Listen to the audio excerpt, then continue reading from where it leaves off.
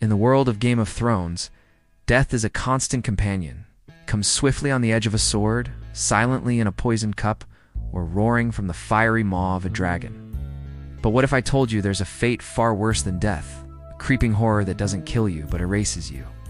A curse that turns flesh to stone, steals your mind piece by piece, and leaves you a monster trapped within your own body. This is the story of a doom so terrifying, even kings and queens trembled at its name. This is the story of the Stone Men.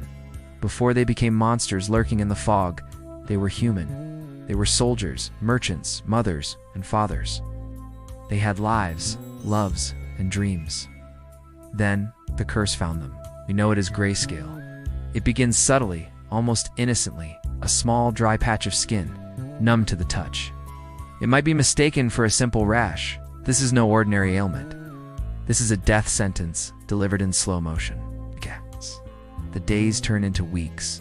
The gray patch spreads, the skin hardening, cracking, and calcifying until it resembles ancient, weathered stone. The body's warmth recedes, replaced by a chilling coldness. Nerves die, sensation vanishes. The victim is slowly entombed alive. But the physical transformation is only the beginning of the nightmare. The true horror of Greyscale is what it does to the mind. Once the disease reaches the brain, madness is inevitable. The afflicted are no longer considered people. They become unclean, outcasts in a world that fears contagion above all else. They are abandoned by their families, shunned by society, and exiled to die in isolation. Most are banished to the ruins of old Valyria, the smoking remains of a once mighty civilization. Centuries ago, Valyria was the heart of the world, a gleaming empire built on dragonfire and sorcery. But then came the doom, a cataclysm of fire and ash that shattered the peninsula and left it a cursed, haunted wasteland. And now, this ghost city serves as a living graveyard, a final, desolate home for those lost to Greyscale. It is here among the shattered spires and smoking canals that the Stone Men dwell. We witness their terror firsthand when Tyrion Lannister and Jorah Mormont sail through the haunted ruins. The air is thick with mist and an unnatural silence. Then, a sound breaks the quiet, a low moan that becomes a desperate, inhuman shriek.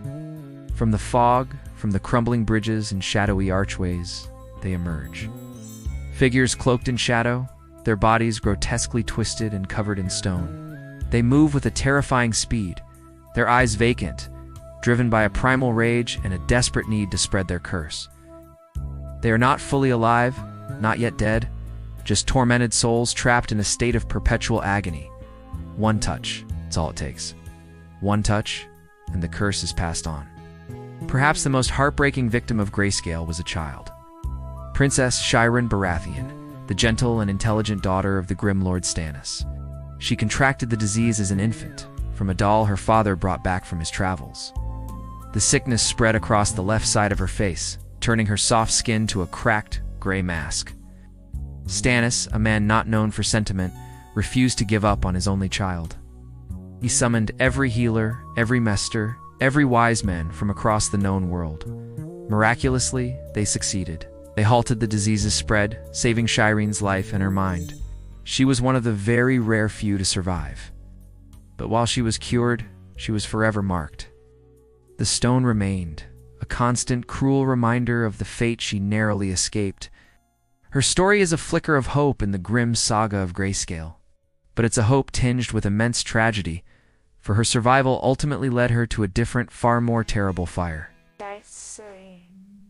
Then, there is the story of Sir Jorah Mormont, the loyal, exiled knight sworn to Daenerys Targaryen. During that terrifying journey through Valyria, while fighting to protect Tyrion, he's grabbed by a stone man. For a moment, he thinks he's escaped unharmed. But later, alone, he peels back his sleeve to reveal the first telltale sign, a small gray patch on his wrist. The curse has taken hold. In Westeros, this is the end. There is no cure, only exile or a quick death. Knowing this, Daenerys, the queen he loves, banishes him, commanding him to find a cure or die trying. It's an act of mercy, but also one of finality. Jorah's desperate quest leads him to the Citadel in Old Town, the center of all knowledge in Westeros. There, he finds an unlikely savior in Samwell Tarly, a young, kind-hearted mesturant, training. The Archmesters have given up on Jorah, deeming the procedure to cure advanced Greyscale too dangerous, forbidden. But Sam, remembering the kindness of Jorah's father, Lord Commander Mormont, decides to defy them. In one of the most excruciating scenes in the entire series, Sam undertakes the forbidden cure. With a scalpel and a pot of foul-smelling ointment, he begins to meticulously, painfully, peel and cut away the layers of dead, stone-like flesh, while Jorah, bound and gagged, endures the unimaginable agony. Against all odds, against all medical knowledge, the harrowing procedure works. Jorah is cured. His story is a testament to resilience, loyalty, and the sheer power of hope in the face of absolute despair. But what truly makes Greyscale so terrifying? It's not just the physical decay. It's the assault on identity. It's the disease erodes everything that makes a person who they are. Memories fade. Language becomes a jumble of guttural sounds. The capacity for love, reason, and humanity dissolves into a fog of primal instinct and unending pain. By the time the victims are exiled to Valyria, they are little more than feral beasts, driven by a singular, horrifying impulse: to attack anyone they see, to share their suffering, to spread the curse. The origins of Greyscale remain shrouded in mystery, fueling dark speculation. Is it a natural disease or something more sinister? Some believe it is a curse, ancient magic woven by the enemies of old Valyria. Others whisper that it is a consequence of the doom itself, a magical plague unleashed from the 14 flames, the volcanoes that destroyed the Empire. Was it a punishment from the gods? A weapon of war gone wrong? Or something even darker, born from the forbidden sorcery of the Dragonlords? The truth is lost to time, buried under the ash and rubble of a fallen civilization. Ultimately, the Stone Men represent more than just a disease. They are a powerful symbol. They symbolize our deepest fears, the fear of contamination, of losing control of our bodies betraying us. They reflect society's cruelty towards the sick and the outcast, and the fragility of the line that separates civilization from savagery.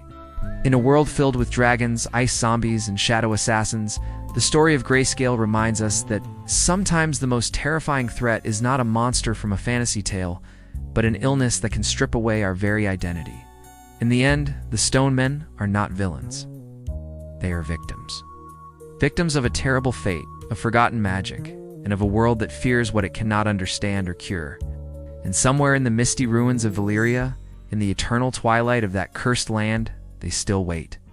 Their screams echo across the water, a chilling reminder that one touch is all it takes to turn a knight, a princess, or a commoner into a monster.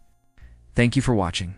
If you found this journey into the lore of Westeros intriguing, don't forget to like, subscribe, and hit the notification bell for more deep dives into your favorite fantasy worlds.